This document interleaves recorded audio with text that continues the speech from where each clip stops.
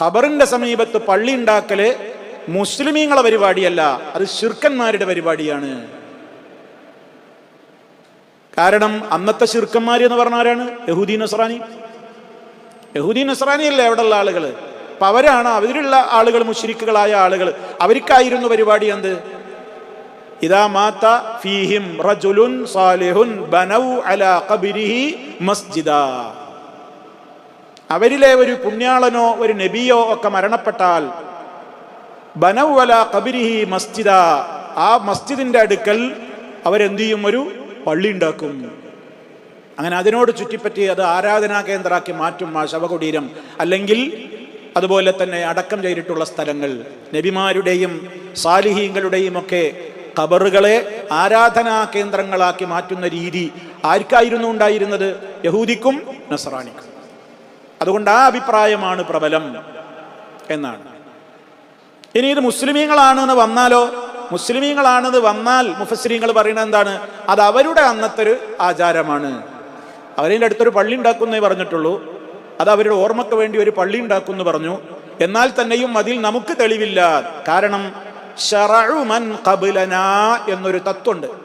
ശറഉ മൻ ഖബ്ലനാ, നമുക്ക് മുമ്പുള്ള സമുദായങ്ങളുടെ ശരീഅത്ത് നമുക്ക് ബാധകമാണോ? പഠിച്ചു നോക്കേണ്ട ഒരു മസലയാണ്. നമുക്ക് മുമ്പുള്ള സമുദായങ്ങളുടെ അന്നത്തെ അവരുടെ ശരീഅത്തിന്റെ നിയമം നമുക്ക് ബാധകമാണോ?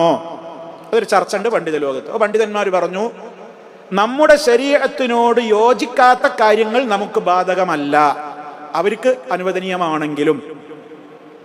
എങ്ങനെ?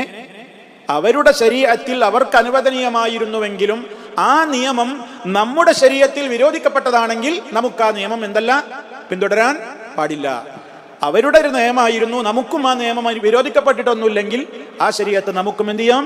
പിന്തുടരാം. ഇതാണ് സർവാംഗീകൃത തത്വം. ഇതിലൊന്നും ആർക്കും തർക്കമൊന്നുമില്ല, എല്ലാവരും അംഗീകരിക്കുന്ന തത്വം. അപ്പൊ അതിന്റെ അടിസ്ഥാനത്തിൽ എന്ത് പറഞ്ഞു? ഈ അഭിപ്രായം പറഞ്ഞവർ മുസ്ലിമീങ്ങളായിരുന്നു എന്ന് പറഞ്ഞ പണ്ഡിതന്മാർ പറഞ്ഞ എന്താണ്? എന്നാലും ഇത് ഖബറിന്റെ അടുക്കൽ ബിൽഡിംഗ് ഉണ്ടാക്കാനും കെട്ടിടം ഉണ്ടാക്കാനും തെളിവല്ല. കാരണം അവരുടെ നിയമം നമുക്ക് എന്തല്ല പാടില്ല, അവരുടെ നിയമം നമുക്ക് പിന്തുടരാൻ പാടില്ല. എന്തുകൊണ്ട്? നമ്മുടെ നബി സല്ലല്ലാഹു അലൈഹി വസല്ലം അതിനെ അതിശക്തമായി എന്ത് ചെയ്തിട്ടുണ്ട്? വിരോധിച്ചിട്ടുണ്ട്.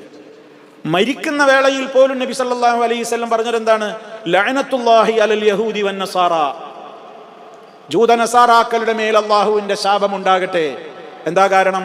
ഇത്തഖദു ഖുബൂറ അംബിയാഇഹിം മസാജിദ, അവർ അവരുടെ പ്രവാചകന്മാരുടെ ഖബറുകളെ ആരാധനാലയങ്ങളാക്കി മാറ്റി. അലാ ഫഇന്നി അൻഹാകും മൻ ദാലിക, അലാ ഫഇന്നി അൻഹാകും മൻ ദാലിക, അലാ ഫഇന്നി അൻഹാകും മൻ ദാലിക. 3 വട്ടം അല്ലാഹുവിന്റെ റസൂൽ പറഞ്ഞു, അറിയണം ജനങ്ങളെ, തീർച്ചയായും അക്കാര്യം ഞാൻ നിങ്ങളോടിതാ വിരോധിക്കുന്നു, വിരോധിക്കുന്നു, വിരോധിക്കുന്നു. നബി സല്ലല്ലാഹു അലൈഹി വസല്ലമിന്റെ വഫാത്തിന്റെ തൊട്ട് മുമ്പ് പറഞ്ഞ വർത്താനാണ്. എന്നിട്ടാണ് ഇപ്പം നമ്മുടെ നാട്ടിലെ മുസ്ലിയാക്കന്മാര് ഖബറുകൾ കെട്ടിപ്പൊന്തിക്കാനും ഖബർ ജാറമാക്കുവാനും അതിൻ്റെ അടുത്ത് ദർഗ പള്ളി അറ്റാച്ച്ഡ് ദർഗ പണിയാനും ഒക്കെ തെളിവുണ്ട്, ഖുർആനിലുണ്ട്. എവിടെ? വെള്ളിയാഴ്ച പോരുന്ന അൽ കഫിറദാ മസ്ജിദാ, പള്ളി എടുക്കും ഞങ്ങൾ എന്ന് പറഞ്ഞില്ലേ? അതിന്റെ തൊട്ടായത്തിൽ ഹറാമായ പണിയായിരുന്നു അവർ ചെയ്തത് എന്ന് അള്ളാഹ് പറഞ്ഞിട്ടില്ലല്ലോ. അപ്പോ പഠിക്കാത്ത ആളെന്ന് വിചാരിക്കും, ശരി തന്നെ കേട്ടോ, ഒരു പറഞ്ഞിടത്തും കുറച്ചൊക്കെ കാര്യമുണ്ട്. അങ്ങനെയാണ് നമ്മൾ വേഗം അത് പറഞ്ഞിടത്ത് കുറച്ചൊക്കെ കാര്യമുണ്ട്. ഇനിയിപ്പോൾ അതിനെന്താ മറുപടി അറിയാനായി നമ്മളെ ചിന്ത ഇതന്നെ മറുപടി. ഇതിനപ്പം മറുപടി ആദ്യം പറഞ്ഞു. മറ്റുള്ളവരുടെ ശരീഅത്തിൽ ഞാൻ അങ്ങനെയാണ് സങ്കല്പിക്കുന്നത്. മുസ്ലിമീങ്ങളായിരുന്നു എന്ന് വന്നാലാണ് ഇപ്പം ഇങ്ങനെയൊക്കെ പറയേണ്ടത്. അതല്ല, മുശ്രിക്കുകളാണ് ആ പറഞ്ഞത് എന്ന് പറഞ്ഞാൽ പിന്നെ വർത്താനേ ഇല്ല. ഇതിനിപ്പോൾ എന്താ നോക്കാനുള്ളത്? ഒരേ ആൾക്കാരനല്ലേ വേണ്ടേ? അപ്പൊ എന്തായിരുന്നാലും ഇസ്ലാമിൽ ഒരു ഖബർ ഒരു ചാണിലപ്പുറം ഉയർത്താനോ അതിൻ്റെ തൊട്ട് അതിനോട് അറ്റാച്ച്ഡ് ആയിട്ട് അതിനോട് ഇങ്ങനെ ചേർത്ത് പള്ളി ഉണ്ടാക്കാനോ ജാറത്തിലേക്ക് തിരിഞ്ഞു നിസ്കരിക്കാനോ ഒന്നും പാടില്ല. അത് തടവാനും പാടില്ല, മുത്താനും പാടില്ല, അതിമ പട്ട് വസ്ത്രമോ മറ്റു വസ്ത്രങ്ങളോ മൂടാനും പാടില്ല, സുഗന്ധം തേക്കാനും പാടില്ല, അതിൻ്റെ ചുറ്റും തവാഫ് ചെയ്യാനും പാടില്ല, അതിനെ തൊടാനും പാടില്ല, ചുംബിക്കാനും പാടില്ല, തടവാനും പാടില്ല, ഒന്നും പാടില്ല. അതൊക്കെ ഇസ്ലാമിൻ്റെ നിയമമാണ്, അതിശക്തമായ നിയമമാണ്. പാടില്ല, പാടില്ല. ലോകത്ത് തൊട്ടുമുത്താൻ അനുവാദമുള്ള ഏക സ്ഥലം ഹജറുൽ അസ്വദ് മാത്രമാണ്. പിന്നെ തടവാൻ മാത്രം അനുവാദമുള്ള ഒരു സ്ഥലമുണ്ട്, അത് റുക്നുൽ യമാനിയാണ്. കഴിഞ്ഞു. വേറെ ഒരു സ്ഥലത്തും തടവാനോ മുത്താനോ ഇസ്ലാം അനുവദനീയമാക്കി തന്ന ഒറ്റ സ്ഥലമല്ല. ബറക്കത്ത് ഉദ്ദേശിച്ചുകൊണ്ട്. വിശുദ്ധ കഅബാലയത്തിന്റെ പോലും 4 മൂലയും ഒരേപോലെയല്ല, എല്ലാം ഒരുപോലെയാണ്, പുണ്യത്തിൽ ഒരേപോലെയാണ്. പക്ഷേ 2 മൂലയിൽ മാത്രമേ നമ്മൾ തടവുകയും ചുംബിക്കുകയും ചെയ്യുന്നത് ഒരു മൂലയിലും, തടവുക മാത്രം ചെയ്യുന്നത് മറ്റൊരു മൂലയിലും. ഇങ്ങേപ്പുറത്തെ 2 റുക്നു ശിമാലൈനിയിൽ തടവാനും പാടില്ല, ചുംബിക്കാനും പാടില്ല. ഒക്കെ കല്ലന്നല്ലേ, ഒക്കെ കഅബന്നല്ലേ, ഒക്കെ കഅബന്റെ 2 മൂല തന്നെയല്ലേ. എന്താ പ്രത്യേകത? അതാണ് ഇത്തിബാഉർ റസൂൽ. അള്ളാന്റെ റസൂൽ ചെയ്തത് ചെയ്യാൻ, ഒഴിവാക്കിയത് ഒഴിവാക്കുക. അതന്നെ അതിലുള്ള പാഠം. അതുകൊണ്ട് ഹജറുൽ അസ്വദിനെ തൊട്ട് മുത്തുന്നില്ലേ, എന്നാ പിന്നെ ഖബറും എന്താ തൊട്ട് മുത്തിയാൽ ഖിയാസാക്കാൻ പറ്റൂല. അങ്ങനെ ഏതെങ്കിലും മുസ്ലിയാർ ഖിയാസാക്കുമ്പോൾ ഉടനെ ചോദിക്കണം, എന്നാ പിന്നെ ഹജറുൽ കഅബ തവാഫും ചെയ്യുന്നില്ലേ, ദീർഘയും തവാഫ് ചെയ്യണോന്ന് ചോദിക്കണ്ട കേട്ടോ. മൂല്യർ ആന്നറി അതിനെന്താന്ന് ചോദിക്കും. എന്തപ്പോ ഇതിന് കുഴപ്പമെന്ന്? ഞങ്ങൾ തവാഫല്ല ചെയ്യുന്നത് എന്നാണ്, ഞങ്ങൾ യാസീനവും ഫാത്തിയൊക്കെ ഓതിയിട്ട് വട്ടത്തിൽ നടക്കുകയാണ്. അതിനെ ചങ്ങൈമാരെ ഞങ്ങൾ തവാഫ് പറയുന്നത്, ഞങ്ങൾ വട്ടത്തിൽ നടക്കുകയാണ്. ഖബർ തവാഫ് ചെയ്യുന്നു, എല്ലാം ചെയ്യുന്നു. അപ്പൊ വിശുദ്ധ ഖുർആനിൽ അതിന് തെളിവില്ല എന്ന് മനസ്സിലായി. ഇനി ആരെങ്കിലും അൽ കഹ്ഫിൽ ആയത്തുണ്ട് എന്ത് ജാറം കെട്ടാൻ തെളിവുണ്ട് എന്ന് പറഞ്ഞത് ശരിയല്ല. പിന്നെ നബി സല്ലല്ലാഹു അലൈഹി വസല്ലമിന്റെ ഖബർ ഇങ്ങനെ റൂമിന്റെ ഉള്ളിലായാലോ, അപ്പൊ അത് തെളിവല്ലേ എന്നാണ് പിന്നെ പറയാം. ഇതുകൊണ്ട് പരാജയപ്പെട്ട അടുത്ത തെളിവ് എന്താ പറയാ? അള്ളാന്റെ റസൂലല്ലേ ലോകത്തെ ഏറ്റവും വലിയ ആളെ ഖബർ ഇങ്ങനെ പിന്നെ ബിൽഡിങ്ങിന്റെ ഉള്ളിലല്ലേ, എന്താ പുറത്തു കൊണ്ടായിട്ട് മറമാടാഞ്ഞത്? അത് പുറത്തു കൊണ്ടുപോയിട്ട് മറമാടാഞ്ഞത് തന്നെ നമുക്കുള്ള തെളിവും. എന്തേ കാരണം? ആയിഷമ്മ ബീവി പറയുന്നുണ്ട്, അള്ളാന്റെ റസൂല് വഫാത്താകുന്ന നേരത്ത് ഇതന്നെ പറഞ്ഞുകൊണ്ടിരിക്കാണ്. എന്താ പറയണേ? യഅനത്തുല്ലാഹി അലൽ യഹൂദി വന്നസാറ. മുഹമ്മദ് നബി സല്ലല്ലാഹു അലൈഹി വസല്ലം പേടിച്ചു. കാരണം മുമ്പുള്ള നബിമാരുടെ അനുയായികൾ അവരുടെ നബിമാരെ കൊണ്ട് ചെയ്യണത് നബി കാണുന്നുണ്ട്. എൻ്റെ അനുയായികൾക്കാണെങ്കിൽ എന്നോട് അതിലേക്കാണ് സ്നേഹമുണ്ട്. എൻ്റെ ഉമ്മത്തിഞ്ഞ് എന്നെ കൊണ്ട് എന്തൊക്കെ കാട്ടിക്കൂട്ടാൻ അള്ളാന്റെ റസൂലിന് പേടി. അപ്പോൾ അതുകൊണ്ട് നേരത്തെ പറയാണ്, എൻ്റെ ഖബർ നിങ്ങൾ എന്ത് ചെയ്യരുത്, ആരാധനാലയമാക്കരുത്. അള്ളാഹിനോട് ദുആ ചെയ്യുകയും ചെയ്തു, അല്ലാഹുമ്മ ലാ തജഅൽ ഖബരി വസനാ, അള്ളാഹുവേ എൻ്റെ ഖബറിനെ ബിംബമാക്കരുതേ. ഖബറിനെ ബിംബാക്കുക എന്ന് പറഞ്ഞാൽ അത് തൊട്ടിട്ടും അതിനെ മുറ്റിയിട്ടും അയിമൽക്ക് പൂവെറിഞ്ഞിട്ടും അവിടെ ചന്ദനത്തിരി കത്തിച്ചിട്ടും അവിടെ ഇങ്ങനെ വിളക്ക് കത്തിച്ചിട്ടും അയിമ കെട്ടിമറിഞ്ഞിട്ടും അതിൻ്റെ മുമ്പ് പോയി സുജൂദിയിലിട്ടും അയിമ പോയിട്ട് ചുംബിച്ചിട്ടും അത് നക്കിയിട്ടും തുടച്ചിട്ടും ഇങ്ങനെ, അതാണല്ലോ ബിംബത്തിന് അങ്ങനെയാണല്ലോ. അങ്ങനെ ആക്കരുതേ. അള്ളാഹിന്റെ റസൂലിന്റെ ദുആ അല്ലാഹ് ഖബൂൽ ചെയ്തു. അതാണ് ഇബ്നുൽ ഖയ്യിം റഹിമഹുല്ലാഹ് അവിടുത്തെ നൂനിയ എന്നുള്ള കവിതാ സമാഹാരത്തിൽ പറയുന്നുണ്ട്, ഫഅജാബ റബ്ബുൽ അലമീന ദുആഅഹു ഫഅഹാതഹു ബിസലാസത്തിൽ ജുദ്റാനി. അല്ലാഹു സുബ്ഹാനഹു വ തആല റസൂലുള്ളാഹിയുടെ ദുആക്കാണ്ട് ഉത്തരം കൊടുത്തു. 3 കൽ ചുമരുകൾക്കുള്ളിൽ അള്ളാഹിന്റെ റസൂലിന്റെ ഖബറിനെ അള്ളാഹ് പ്രൊട്ടക്ട് ചെയ്തു. ഒരാൾക്ക് വേണ്ടി തൊടാനും പറ്റുന്നത്, കാണാൻ പോലും പറ്റൂല, ഇന്നും പറ്റൂല.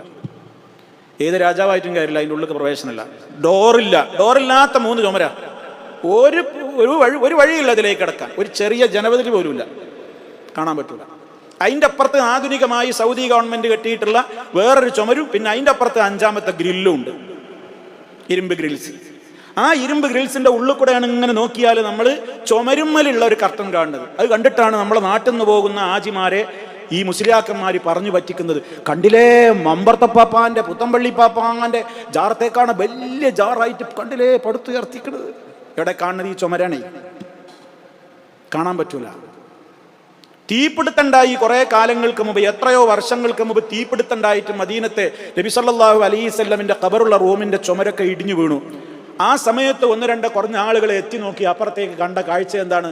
3 ഖബറുണ്ട് ഇങ്ങനെ ഒരു ചാണിലപ്പുറം ഉയരല്ലാതെ ഇങ്ങനെ പൊട്ടിപ്പൊളിഞ്ഞു കിടക്കുന്നു. മണ്ണോട് ഇങ്ങനെ ചേർന്ന് നിന്നാ സമായിട്ടല്ല, അങ്ങനെ 3 അടയാളങ്ങളായിട്ട് കിടക്കുന്നു, വേറെ ഒന്നുമില്ല.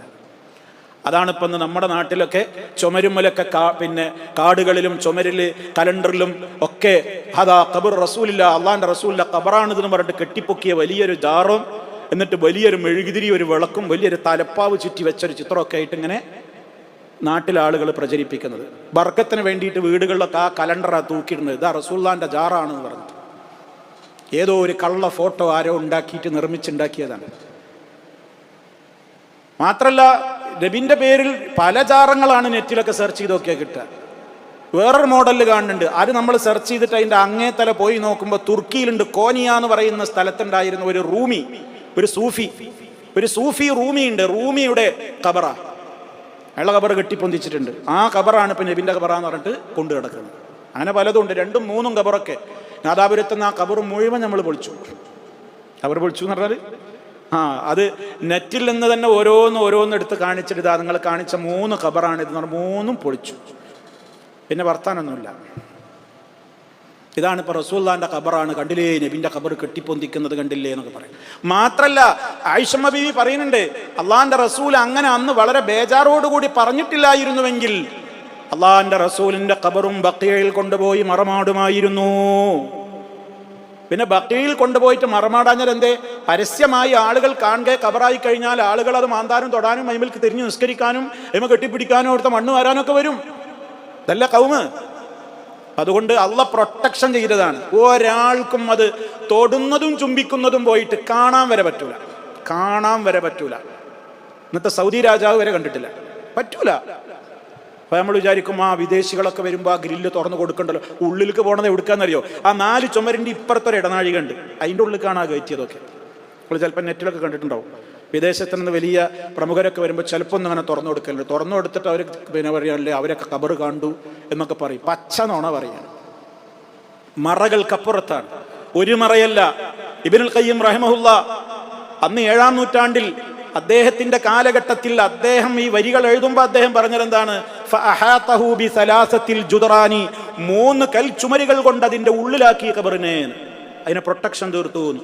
അതും കഴിഞ്ഞ് എത്ര ഭരണാധികാരികൾ ഇപ്പം പിന്നിട്ടു എന്നറിയോ? എത്ര വർഷങ്ങൾ കഴിഞ്ഞു. അതിന് ശേഷമുള്ള മാറ്റങ്ങൾ. ഇപ്പോൾ ഒരു 5 മറ മിനിമം ഉണ്ട്. കാണുന്നത് ഗ്രിൽസ്, ആ ഗ്രിൽസിന്റെ അപ്പുറത്ത് കാണുന്നത് ഒരു ചുമര്, അതിൻ്റെ അപ്പുറത്ത് എത്ര ചുമരുണ്ട്? 3 ചുമരുണ്ട്. അതിൻ്റെ ഉള്ളിലാ ഖബർ, 3 ഖബർ. അതിൻ്റെ പൊസിഷനാണ് നമ്മൾക്ക് ഇങ്ങനെ ഈ സിയാറത്തിന് വേണ്ടി നമ്മൾ അതിലങ്ങനെ പോകുമ്പോൾ ഒരു വലിയ തൊള. അവിടെ റസൂലുള്ളാഹിന്റെ ഖബറുള്ള ഭാഗം, കുറച്ചപ്പുറത്ത് അബൂബക്കർ സിദ്ദീഖ് റളിയല്ലാഹു അൻഹുവിന്റെ ഖബർ, തൊട്ടപ്പുറത്ത് ഉമർ ഖത്താബ് റളിയല്ലാഹു അൻഹുവിന്റെ ഖബർ. അവിടെയാണ് നമ്മൾ അസ്സലാം പറയുന്ന 3 ഹോൾസ് ഉള്ളത്. അല്ലാതെ അത് കെട്ടിപ്പൊന്തിച്ച് ഉയർത്തൽ പാടില്ല എന്നാണ്. ഒരു ചാണിലപ്പുറം ഖബർ ഉയർത്തൽ ഹറാമാണ്. അപ്പൊ മുസ്ലിയാക്കന്മാർ പറയും എന്തെന്നറിയോ? അത് സാധാരണക്കാരുടെ ഖബറിന്റെ നിയമമാണ്. ഔലിയാക്കന്മാരുടെയും അമ്പിയാക്കന്മാരുടെയും ഖബർ എത്രയും ഉയർത്താം. അത് ഇബ്ലീസ് പറയുന്ന വാക്കാണ്. അതിനെന്താ തെളിവ് എന്നറിയോ? അപ്പൊ എന്താ തെളിവ്? അള്ളാന്റെ റസൂല് പറഞ്ഞതന്നെ ആരെ കുറിച്ചാ? ജൂതനസാറാക്കളെ അള്ളാഹ് ശപിക്കട്ടെ. എന്താ കാരണം പറഞ്ഞത്? ഇത്തഖദൂ ഖുബൂറ അംബിയാഇഹിം മസാജിദ. അവരവരുടെ നബിമാരുടെ ഖബറുകളെ എന്ത് ചെയ്തു? ആരാധനാലയങ്ങളാക്കി. അപ്പൊ നബിമാരുടേതല്ലേ, അപ്പൊ കുഴപ്പമില്ല. അമ്പിയാവുലിയാക്കന്മാരെ ഖബറൊക്കെ കെട്ടിപ്പൊന്തിക്കുക, അവിടെ പള്ളിയൊക്കെ ആക്കണീന് കുഴപ്പമില്ല. സാധാരണക്കാരതാവുമ്പോഴാ ഹറാമ് എന്ന വാദം ഇതിലൂടെ പൊളിഞ്ഞു. കാരണം ജൂത ക്രിസ്ത്യാനികൾ ചെയ്തത് സാധാരണക്കാരുടെ ഖബറല്ല. ആരുടെ ഖബറ? നബിമാരുടെയും പുണ്യാളന്മാരുടെയും ഖബറുകളാണ് അവരങ്ങനെ ആക്കിയത്. അതിനെയാണ് അള്ളാന്റെ റസൂല് എതിർത്തതും. അതുകൊണ്ട് ഒരു ചാണിലപ്പുറം ഖബർ ഉയർത്താനേ പാടില്ല, പൊളിച്ചു നീക്കണം എന്നാണ്. ഇമാം ഷാഫി റഹ്മത്തുള്ളാഹി അലൈഹിയുടെ ഖബർ പൊളിച്ചു നീക്കാൻ വേണ്ടി അന്നത്തെ കാലഘട്ടത്തിലുള്ള പണ്ഡിതന്മാർ ഫത്വ കൊടുത്തു എന്നാണ് മുസ്ലിയാക്കന്മാർ അംഗീകരിക്കുന്ന കിതാബുകളിൽ പോലും ഉള്ളത്. അതിനു വേണ്ടി അന്ന് 1000കണക്കിന് സ്വർണ്ണ നാണയങ്ങളാണ് അത്രേ ചെലവഴിച്ചത്. ഷാഫി ഇമാമിന്റെ ഖബറിന്റെ മുകളിൽ കുബ്ബ പണിയാൻ 1000കണക്കിന് സ്വർണ്ണ നാണയം ചെലവഴിച്ചിട്ട് പോലും തകർത്ത് പൊളിച്ചിടാനാ പറഞ്ഞത്. പൊളിച്ചിടാൻ ഫത്വ കൊടുത്തു. എന്താ കാരണം? ഒരു ചാനലപ്പുറം ആരുടെ ഖബറും ഉയർത്താൻ പാടില്ല. അപ്പൊ അതുകൊണ്ട് ഈ അൽ കഹ്ഫിന്റെ കാര്യം പറഞ്ഞിട്ട് ഇനി ആരും വരണ്ട. എന്ത് അൽ കഹ്ഫിന്റെ ആൾക്കാരെ അവിടെ പള്ളി ഉണ്ടാക്കിയില്ലേ? അപ്പൊ പിന്നെ ജാറം അറ്റാച്ച്ഡ് പള്ളി, അങ്ങനെ ജാറം പണിയാം, ദർഗ പണിയാം, ജാറം പണിയാം എന്ന് പറയാൻ ഒരു വകുപ്പും ഇല്ല.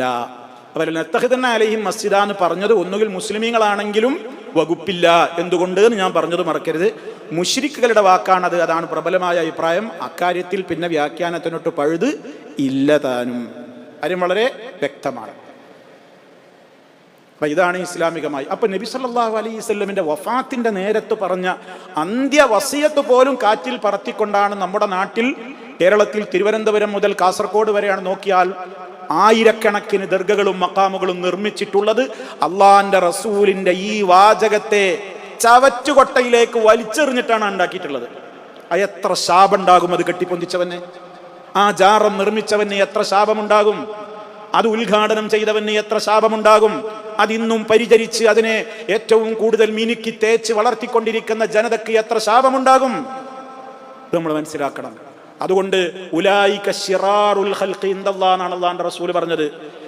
ആകാശത്തിന്റെ താഴെ സൃഷ്ടികളിൽ ഏറ്റവും വൃത്തികെട്ടവന്മാരാണ് ഖബർ കെട്ടിപ്പൊന്തിക്കുന്നവർ, ഖബറിനെ ആരാധനാലയങ്ങളാക്കുന്നവർ. ശിറാറുൽ ഖൽഖി ഇൻദല്ലാഹ്, പടപ്പുകളിൽ ഏറ്റവും ദുഷിച്ചവർ എന്നാണ് അവരെക്കുറിച്ച് മുത്ത് മുസ്തഫ സല്ലല്ലാഹു അലൈഹി വസല്ലം പ്രയോഗിച്ചത്.